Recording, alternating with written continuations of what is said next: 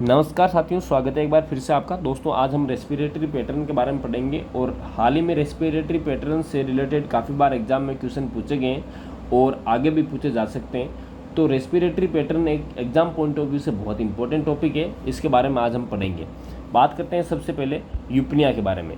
यूपनिया दोस्तों क्या होता है? एक रेस्पिरेटरी पैटर्न होता है जो कि नॉर्मल ब्रीथिंग रेट और पैटर्न देखने को मिलता है। इसमें नॉर्मल ब्रीथिंग होती है, उसको हम यूपनिया बोल सकते हैं। फिर बात करते हैं हम टेकिपीनिया की। तो टेकिपीनिया में क्या होता है दोस्तों? Increase respiratory rate. टेकिपीनिया में जो रेस्पिरेटरी रेट है वो बढ़ी हुई देखने को मिलेगी। जैसे ये आप इस ग्राफ में देख सकते हो कि जो रेट है वो बढ़ी हुई है, उसको हम टेकिपीनिया बोलते हैं। फिर बात करते हैं ब्रेडिपीनिया की। Bradypnoea decrease respiratory rate. जो रेस्पिरेटरी रेट है वो डिक्रीज देखने को मिलेगी। फिर बात करें apnoea. Apnoea means absence of breathing, उसको बोलते हैं हम अपनिया। नेक्स्ट बात करें hyperpnoea. Hyperpnoea means increase depth and rate of breathing.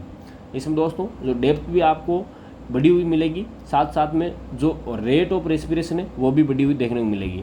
जैसे इसमें देखो कि जो डेप्थ है वो भी बढ़ी हुई है, साथ साथ में जो रेट है वो भी बढ़ी हुई है। ठीक है दोस्तों, हम उसको बोलते हैं हाइपरपीनिया। फिर बात करते हैं हम नेक्स्ट चाइनीज स्टॉक रेस्पिरेशन की। Chinese stock respiration exam point of view से बहुत इंपॉर्टेंट है और इससे रिलेटेड काफ़ी बार एग्जाम में क्वेश्चन पूछे भी गए हैं। बात करते हैं चाइनीज स्टॉक रेस्पिरेशन में।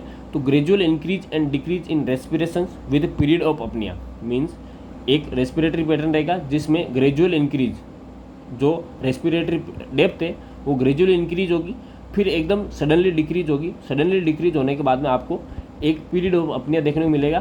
फिर उसके बाद वापस जो रेस्पिरेटरी डेप्थ है वो धीरे धीरे बढ़ेगी और बढ़ने के बाद में वापस धीरे धीरे कम होगी और कम होने के बाद आपको एक टाइम पीरियड आएगा जिसमें अपनिया देखने को मिलेगा। उस कंडीशंस को बोलते हैं हम चाइनीज स्टॉक रेस्पिरेशन। फिर बात करें बिटोट रेस्पिरेशन की। तो बिटोट रेस्पिरेशन क्या होता है दोस्तों? Abnormal breathing pattern with a group and cluster of rapid respiration of equal depth and regular apnoea periods. Means उसमें क्या होगा दोस्तों, जो रेस्पिरेटरी रेट है वो तो आपको अबनॉर्मल रहेगी, ठीक है दोस्तों। इसके साथ साथ जो डेप्थ है वो इक्वल देखने को मिलेगी। मीन्स आप देख सकते हो इसमें जो डेप्थ है वो इक्वल है, पर जो पीरियड है रेगुलर अपनिया पीरियड वो भी आपको इसमें देखने को मिलेगा। मीन्स जो रेस्पिरेटरी डेप्थ है वो आपको इक्वल देखने को मिलेगी, साथ साथ में जो अपनिया पीरियड है वो भी आपको रेगुलर देखने को मिलेगा। इस कंडीशंस को हम बोलते हैं बिटोट रेस्पिरेशन, ठीक है दोस्तों। फिर बात करते हैं कुसमल्स रेस्पिरेशन। तो कुसमल्स रेस्पिरेशन टेकिपीनिया और हाइपरपीनिया को हम बोलते हैं कुसमल्स रेस्पिरेशन।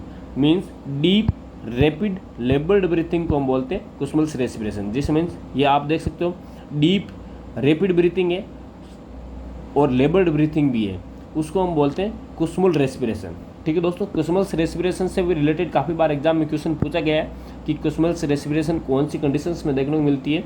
तो मेटाबॉलिक एसिडोसिस में हमें कुसमल्स रेस्पिरेशन देखने को मिलती है, या डायबिटिक कीटोएसिडोसिस में हमें देखने को मिलती है। फिर बात करें एप्नियोस्टिक रेस्पिरेशन।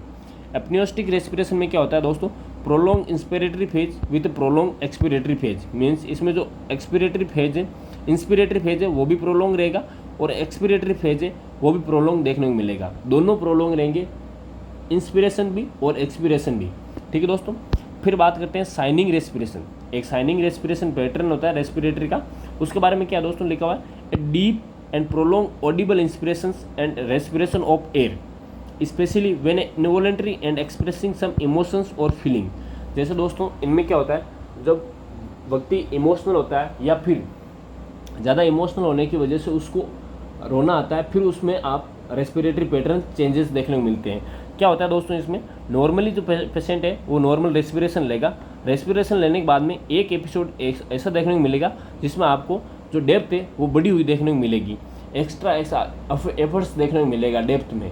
जो जैसे इंस्पिरेशन करेगा, इंस्पिरेशन नॉर्मल इंस्पिरेशन करने के बाद में एक्स्ट्रा इंस्पिरेशन करेगा, उसको हम बोलते हैं साइनिंग रेस्पिरेशन, ठीक है दोस्तों। जैसे आप देख सकते हो इस ग्राफ में नॉर्मल इंस्पिरेशन है, एक इंस्पिरेशन क्या रहेगा दोस्तों? लंबा रहेगा और एक्सपिरेशन वापस नॉर्मल रहेगा, ठीक है दोस्तों। इस कंडीशंस को बोलते हैं हम साइनिंग रेस्पिरेशन। जैसे इस कंडीशन में यहाँ पे इंस्पिरेशन लंबा है और यहाँ पे इंस्पिरेशन लंबा है, इस कंडीशन को हम साइनिंग रेस्पिरेशन बोलते हैं। अगर आपको इससे रिलेटेड कोई भी अब डाउट है रेस्पिरेटरी पैटर्न से रिलेटेड, तो कमेंट सेक्शन जरूर बताएं, मैं आपका डाउट सोल्व करूँगा।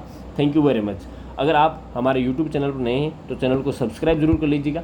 ऐसे इंटरेस्टिंग टॉपिक आपको चुटकी में क्लियर करवाएंगे। Thank you very much.